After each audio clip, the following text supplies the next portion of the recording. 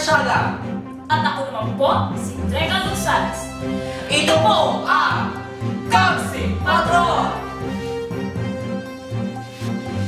Sa ulo ng nababakang balita, CRC Asia at KTV Incorporated nagpahigayon on National Conference on OP3 CRC live in Cebu City, anaa si Benji para sa detalye. Ikwento mo.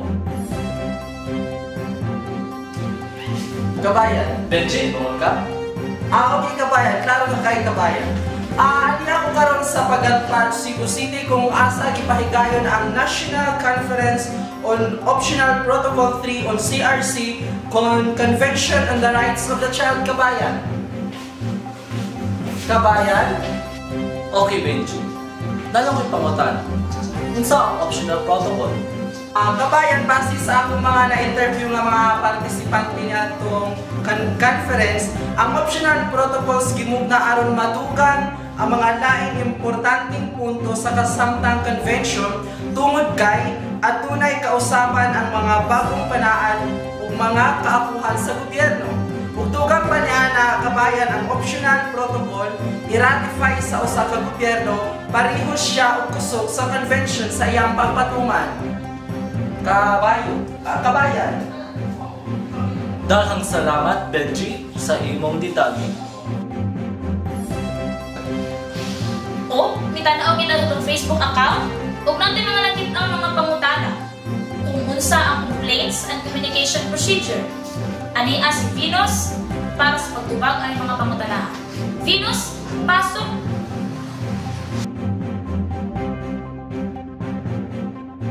Daghang kay salamat, Miss Drek. Ano ako karon diri sa gawa sa kung diin asa gipahiga. Pwede pawasa.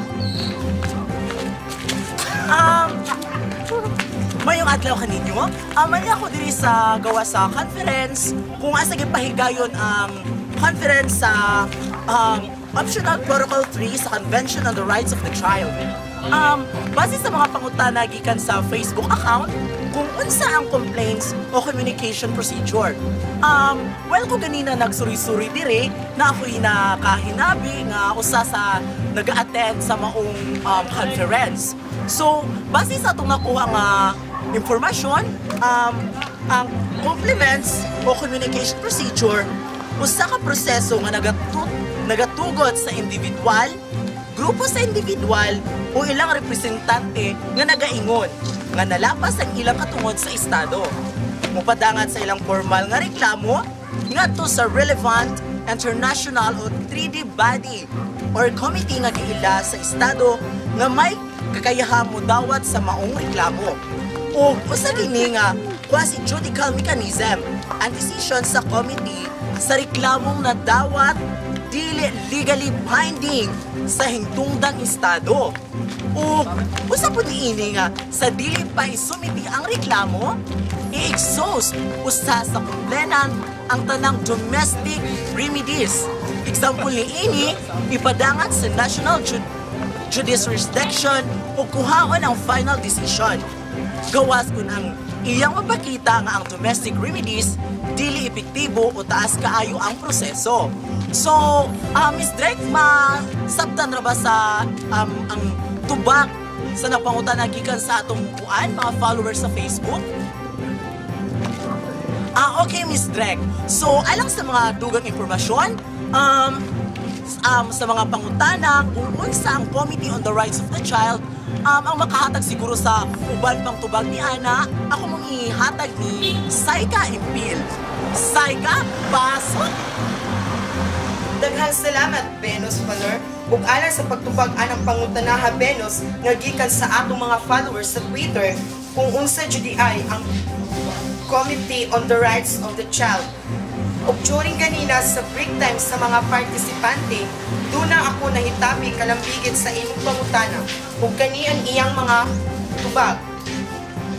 Usa sa iyang mga tubag, ang Committee on the Rights of the Child mao ang usa ka grupo sa mga independent experts sa mga Ethnic International Children's Rights experts nga nagasubay ug nagmonitor giunsa pagpatuman sa mga panaan ug kaakuhan sa usa ka nasod o gobyerno sa convention sa UNCRC.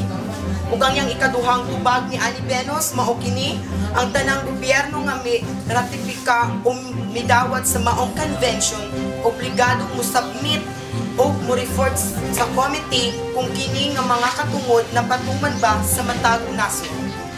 Ug daghang salamat, balik sa iyo, kabayan. Daghang salamat sa imo, Saika. Karon, stay tuned on Kamsi Patrol right after this break.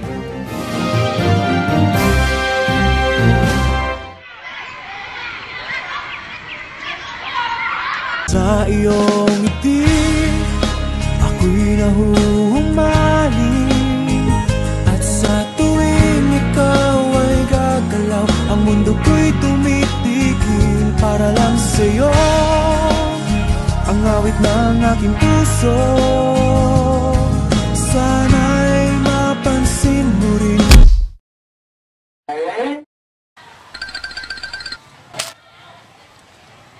Ang kapal mo!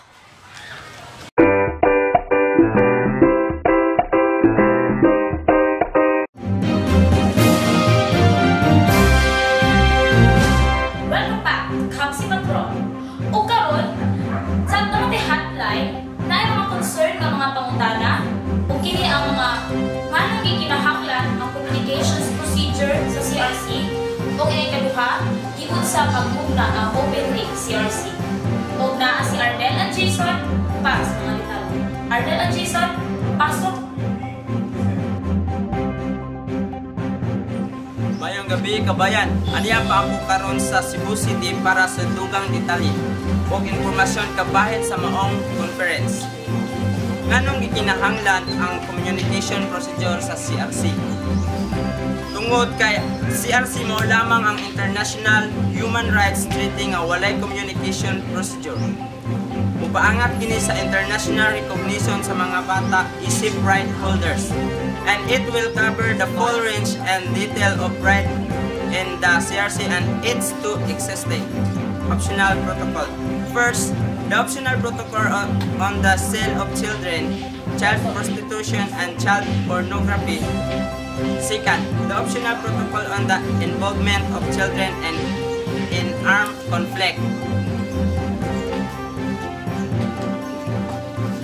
Aron adunay international mechanism ang mga bata sa pag-apila o last resort. Kung walay national remedies o kaha dili kini epektibo, ang mga reklamo sa mga bata makonsindera sa Committee of Child Expert. O sa mga dugang pang mga detalye o giun sa pagmugna ang OP3 CRC, Jason, pasok! Base sa akong nahinapi nga usa sa speaker sa maong National Conference, usa siya sa kabahin pagpugna niining OP3 CRC. Matod pa niya nga ni atong June 2009, ang UN Human Rights Council nagpugna og Intergovernmental Open-Ended Working Group o mao ang gitawag nilag OEWG aron pagdiskas sa ideya para sa ikatulong optional protocol sa CRC. Ang OEWG nagpresentar og proposal ni atong December 2009. March 2010, base sa report sa OEWG, ang HRC nagdesisyon nga mopadayon og nihatag sa OEWG og mandato sa pagdraft sa optional protocol. Ni atong February 2011, human sa 10 ka adlaw nga negosasyon, ang OEWG iadapta sa final draft optional protocol alang sa final adoption. Back to the studio. Daghang salamat, Ardel and Jason. Partner, nalaki pa ko na. Sige ba? Base sa mga informasyon na nahatag sa ating mga reporter, usa ka mga limitasyon sa OP3 CRC. Naminaw ako, partner. Mall. Mga limitasyon na ako nagkahibalaan sa OP3 CRC. O kini ang una, ang gobyerno sa nasod dapat ratify ang OP3 CRC. Una, makapadangan kung usa ka reklamo. Ikaduha, ang imong reklamo dapat adunay kalabutan sa imong katungod nga naa sa UNCRC. Ikatulo, partner, o ang inyong gobyerno wala midawat sa convention o ang uban pa nga mga optional protocols, dili ka pwede makapasangad sa mga imong reklamo kabahin sa pagpanglapas sa katunog. Kaya ikaw partner, napong ibang magkano partner. Unsa ka mga hagin sa OP3CRC partner? Partner, kasi yung question partner. Hindi na dyan po tayo partner. Okay. Okay, ang mga hagin sa OP3CRC mao mahinungdan nga mapadayon ang momentum o pagsiguro nga mapadayon ang paspas nga pagpatuman sa optional protocol. Ikaduha, tungod kay ang optional protocol mo-apply lamang sa mga nasod nga nag-ratify niini, ikinahanglan natong magtinabangay nga madawat ini sa tanang nasod aron makahatag og international remedy sa tanang bata sa tibuok kalibutan. Galing partner. O karon, salamat kayo sa pagtutok ninyo sa Kasi Patron! Ako po ulit, si Marbert Asyaga. Kung ako po, si Dreka Gonzalez. Magandang gabi, Pilipinas!